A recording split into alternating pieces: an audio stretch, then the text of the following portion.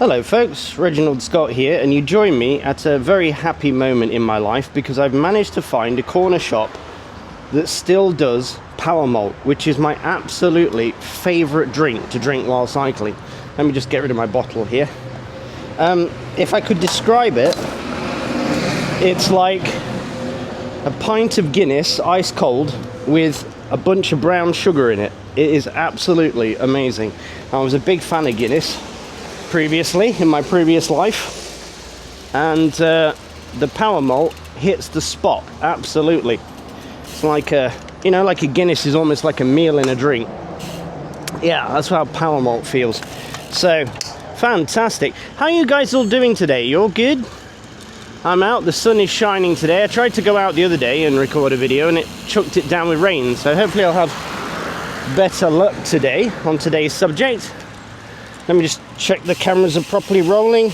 Yeah, we look good. You see my ugly mug. Should I go down the side of it? No, I shall wait at the back like a good little boy. Right, so yeah, welcome to the video. Hope you're all doing well. As usual, folks, please do like, subscribe, hit the notification bell, share with a friend, all that good stuff. Today's video subject is going to basically be answering a question that a lot of people have asked me. I get asked this quite often in the comments. If you hate carbon fiber bicycles so much, if you hate carbon fiber, why do you have a carbon fiber fork on your steel/titanium bike? Okay, that is the question that people ask me, and today I'm going to answer that question. So now, I think a lot of people ask this question because they're genuinely confused. They think it's some kind of hypocrisy or contradiction that I should use a carbon fork on my titanium bicycle. I'm always telling people to buy titanium bikes and steel bikes, and yet here I am riding around with a carbon fork. And other people I think are asking it because they have somewhat of a malicious intent, perhaps. A little bit of oh, I got you, haven't I? But I'm going to explain to you today that there's actually a lot, not just one, but a lot of very good reasons why I do use a carbon fork on my titanium and my steel bike, okay? Some of those reasons are very simple, very basic, and others are a bit more complicated, so I'll try and include them all. So, people say, and they ask a question like, they say, if you hate carbon fiber, right? That's the premise they come with. Well, that's actually incorrect. I don't. And if I've ever led you to believe that I hate carbon fiber, I apologize for that, because that is not true. I do not, in fact, hate carbon fiber. Carbon fiber is just a material. It's like anything else. It has good properties and it has bad properties. And as somebody who used to work in industry, heavy industry, I saw engineers all the time selecting materials based on their material properties. And the simple thing is, you pick the material that's best for the job. And so, I do not consider carbon fiber a bad material inherently. I don't think it is. I just think it's bad at certain things. Right, so, let me give you an example. If you were to build a bridge, would you prefer to build a bridge out of glass or steel? Now, you can build a bridge out of steel, most people do, and steel bridges are all around the world right now helping traffic stay above water. Some pretty heavy traffic too. And they do a damn fine job. But is a bridge made of glass as good as a bridge made of steel for the kind of properties you want generally from a bridge? No. Just because you can do something doesn't mean you should. So to further clarify my position, just because glass isn't a very good material for, say, for example, a bridge, doesn't mean that it's not an excellent material in a different application. For example, a window. There isn't really any material that would beat glass as a window. So what I'm saying is that carbon fiber itself is not a bad material. I just feel that it has better applications than that of building bicycle frames. And that's my issue with carbon fiber. I think the alternatives for carbon fiber bike frames, e.g. aluminium, steel and titanium, are just better. You know, they're just a better option, especially when it comes to spending my own money. You know, I've ridden them all. I have pretty decent experience riding. I get to tinker and play with a lot of bikes in the shop. Don't forget, you know, my experience as a bike mechanic has shown me many issues with carbon fiber bike frames. And so, you know, for me, it's like, well, it just seems like a logical decision to go for tie or steel because I'm getting qualities that I prefer from those materials. Here goes with the reasons. So reason number one, money. Yes, it always comes back to money, doesn't it? You know, follow the money, as they say. That will explain most of life's mysteries. So the first thing is, when I bought my bikes, for example, when I bought my Cinelli, for example, my Cinelli steel frame, my Nemo, it came with, for the price, a carbon fork. It was a set, you know, you get the fork, you get the headset, and you get the frame, all for that. I think it was about 3,000 Brunei dollars. It was 3,300, I believe, something like that. But anyway, it came as a set. Both the frame and the fork were painted in the lovely yellow color that I wanted, and it was easy for me to stick that fork in the bike and set it up, because that fork was designed for the headset for the bike. So, no problems.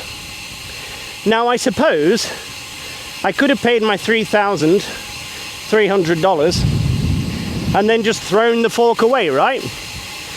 But I really can't afford to be doing things like that. So, unfortunately, you know, I'm just not there financially. So it was, you know, a no-brainer to me that I should probably just use the fork provided, seeing as it came with the cost of the bike. Same thing with the Lightspeed. Came with a carbon fork. At the time, when I bought the Lightspeed, which is a few years ago now, there were very, very few people manufacturing titanium forks. And here's the other element of it that also applies to cost. If I wanted to switch out my carbon fork here with the titanium one, it would be considerably more expensive because economy of scale. Lots and lots of people are mass producing carbon forks, but not very many people are making tie forks. And out of the people that are making tie forks, you get two choices. You get your Western, bespoke, super high-end manufacturers who are making one-off carbon forks, titanium forks, by hand, and those things will set you back a ridiculous amount of moolah, money, you know, greenbacks. And you get the other side of it, which is your extremely low-end, made in a cow shed somewhere in Jiangdong, China. So I would avoid that personally, because again, economy of scale. I know that most of the carbon forks out there in the world are made in China. That's not a negative thing, but they have perhaps, you know, a lot more experience making carbon forks, and perhaps the quality control is better as well, because a lot of carbon forks are made for big brands, okay, and they can't be having their forks failing continuously, can they? So they need to reach a certain level of quality. And those same companies that are making for the big brands are also making like blank forks, you know, with no insignia or name on them for the open market. So generally speaking, unless you're buying something really dodgy, you know, and it's always a good idea to check your fork out before you put it on your bike as well. But unless you're buying something really dodgy, it should be decent quality. Whereas it's just not the same with the titanium manufacturing, because there's just not enough people doing it. I mean, look at Lightspeed, for example. They've been making titanium bike frames longer than basically anyone on the planet. You know, they've been going 40 years. They've always kind of just stuck with the frame and got a carbon fork to go with it. Oh, monkeys. Like nowadays, if you go onto the Lightspeed website and spend, you know, 10 grand on a bicycle, they won't give you a titanium fork. It's only carbon. So if one of the leading manufacturers of titanium frames, you know, and I trust their quality, I trust the quality of their frames, isn't bothering to make titanium frames, it must tell you something, right?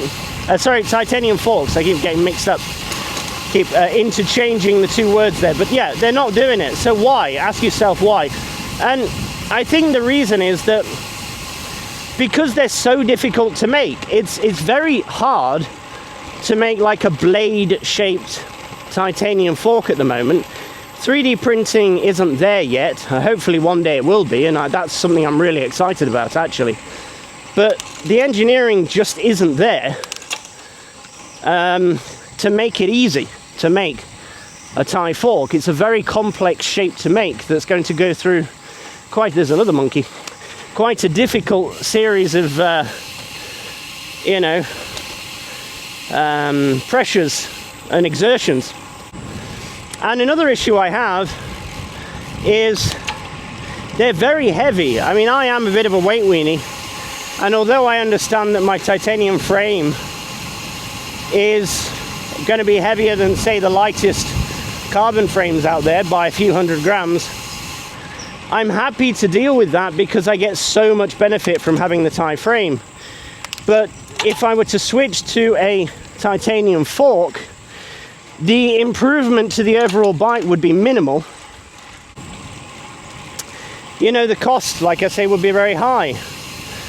So to me, it doesn't make that much sense to do it. Like, it makes sense for me to sacrifice a little bit of weight to get all the lovely qualities I get from the frame. So I did go looking for titanium forks, and they were all very heavy. So if you imagine like a carbon fork is going to be anywhere from sort of 300, 350 grams, Thai forks were coming in at like 600, 500. It's just, even at 500, that's a lot of extra weight. And the question is, what are you getting for it? I mean, say you go for a bladed titanium fork, it's not going to have that much give in it because bladed forks tend to be fairly stiff anyway.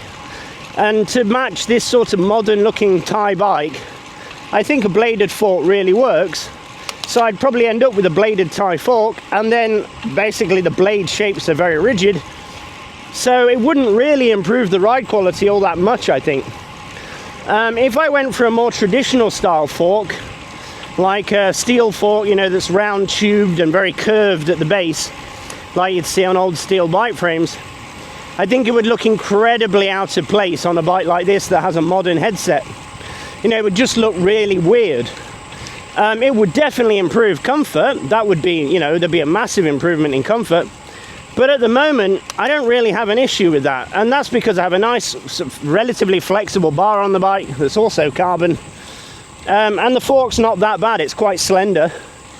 And it does a pretty decent job. I only start to really feel something in my hands at around the 70 kilometer kind of mark.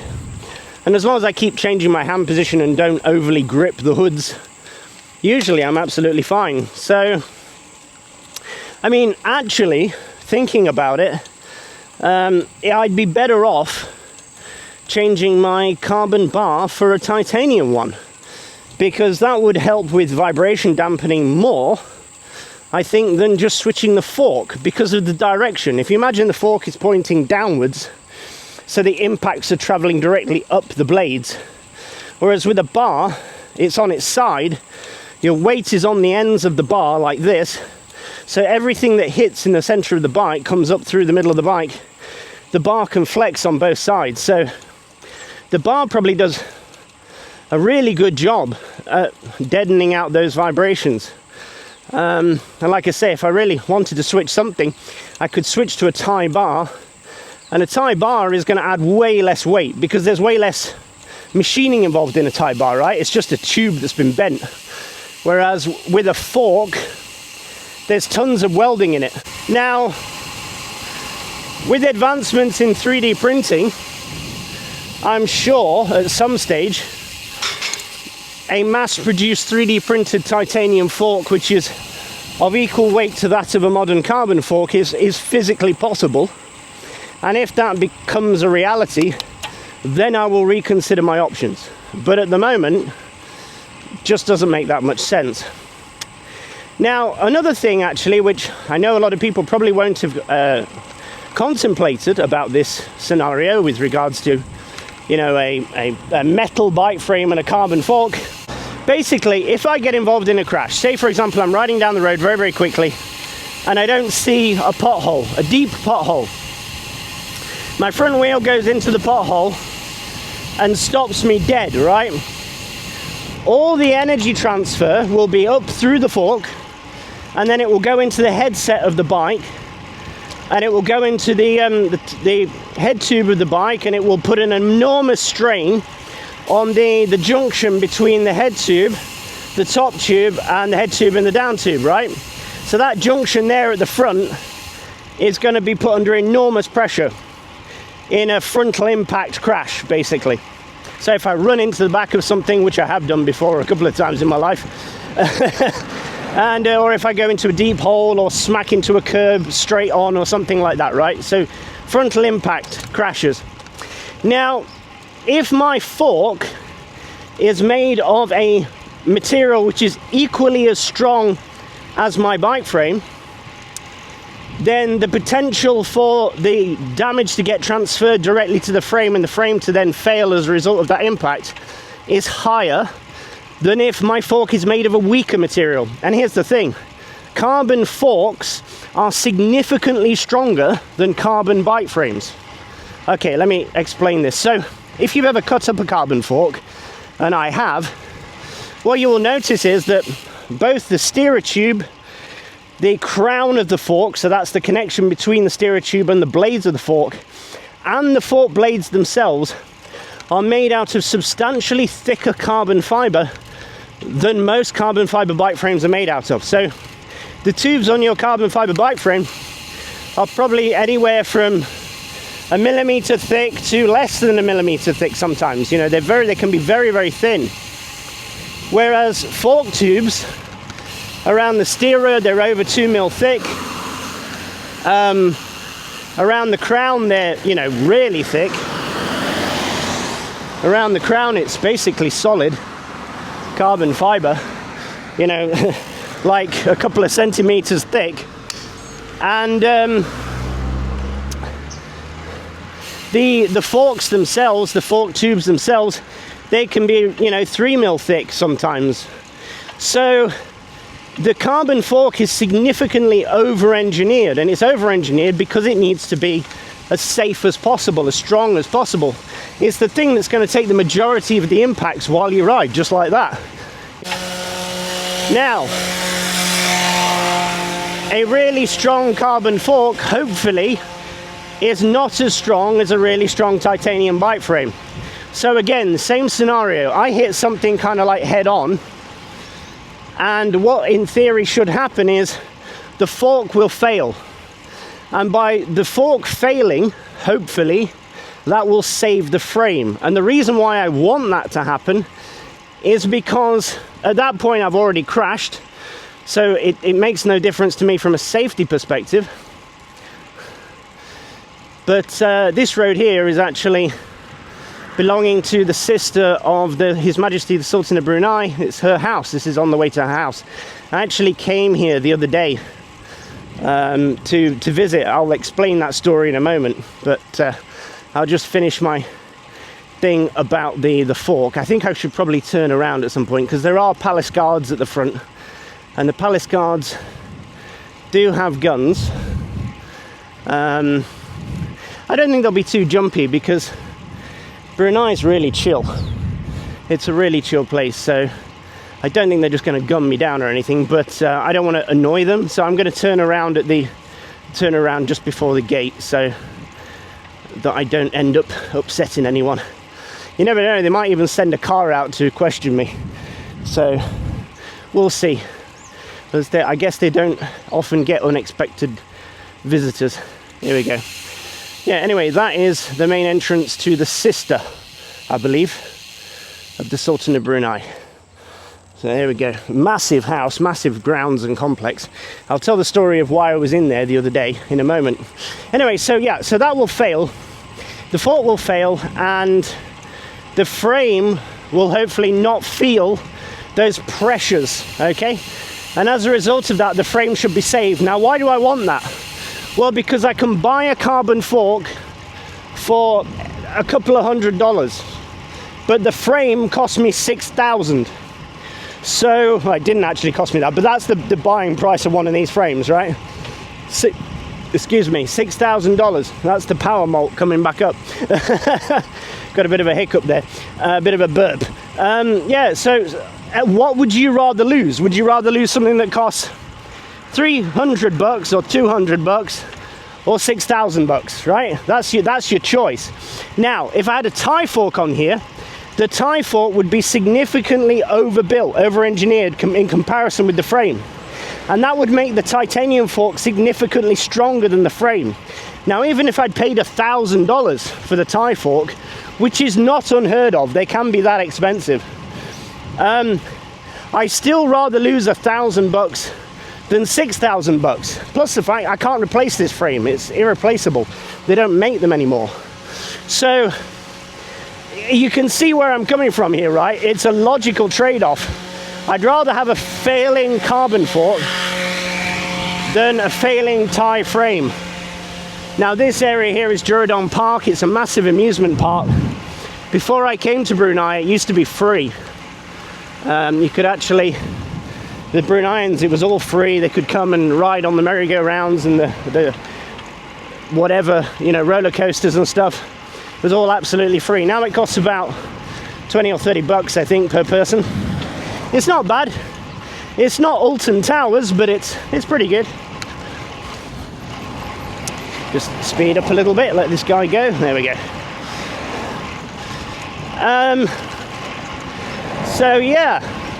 So all in all, any way you look at it, economically, from a design perspective, from a needs perspective, from a financial perspective, it makes more sense to me for the moment to stick with a carbon fork until, like I say, somebody starts mass producing 3D printed tie forks.